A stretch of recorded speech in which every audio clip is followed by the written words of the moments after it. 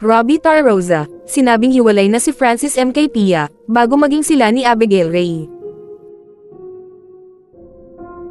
Ikinwento ng producer na si Robbie Tarroza ang kanyang Francis Magalona story. Ayon sa kanya, nagkahiwalay sina Pia Magalona at Francis nang magsimulang magkarelasyon si Kiko si Abigail Ray.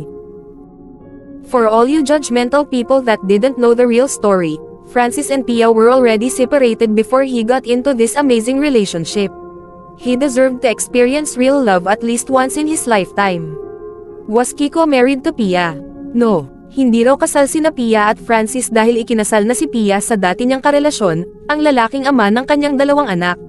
Siya at ang kanyang asawa ang nag-organize ng concert ni Kiko noong 1999. Nang magkausap sila noong 2007, ibinunyag ni Kiko na hiwalay na sila ni Pia. Makalipas ang ilang buwan, ibinunyag niya sa kanya na may kasama siyang iba. Sinabi niya na nalaman niya ang tungkol sa pag-ibig ni Kiko at ang kanyang bagong karelasyon, ngunit hindi na raw niya ito nakilala ng personal. So fast forward to 2007, if I'm not mistaken, I ran into Kiko in Makati. He looked so fresh and glowing.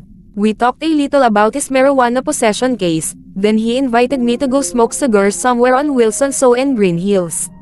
I don't smoke cigars but I still went to have a few drinks with him. Francis then told me he was done with Pia and left her. He told me he couldn't take it anymore. All the fights and bugbugan nila. Yung ugali daw ni Pia nakakasira ng utak. He said he now has peace. A few months later we met again, and he mentioned he was with another woman, who is totally the opposite sa ugali ni Pia. He stressed, ang sarap pala ng ganitong real love Robski. Yeah, he called me Robski, lol pang gangster ko yun. Francis and I kept in touch, and I vowed to keep everything between us. I never had the chance to meet this girl he loved so much. Maybe one day I will, both her and Francis's love child. Yes, love child because she was conceived by real love. Francis wants the world to know about her. I'm sure he does. Huwag kalimutang i-like ang video na ito at mag-subscribe sa aking channel. Salamat sa panonood.